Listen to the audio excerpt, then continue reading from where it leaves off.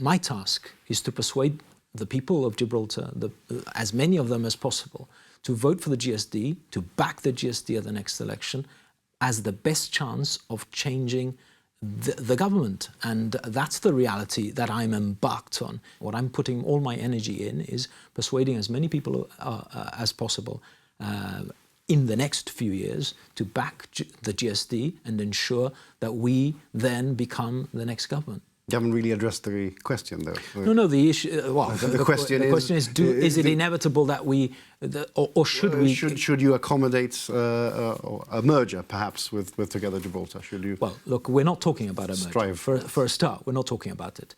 Secondly, you haven't discussed it at all with Together Gibraltar. We're not the rest of the party. We're not talking about a merger.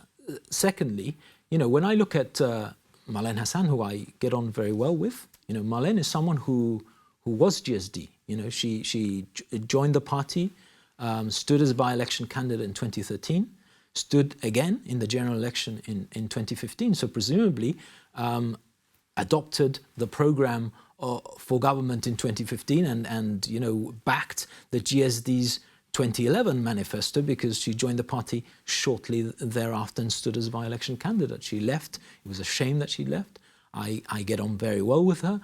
When I look at her team, there are people there that wouldn't look out of place in a GSD slate, but that's as far as it goes. What I'm directing my energy in is to persuade people that we are the alternative, that the party is stronger, that it's rebuilding, it continues its work, and that at the next election, the important thing is not to split your vote and to back the GSD, because we are the party that can govern Gibraltar in 2023.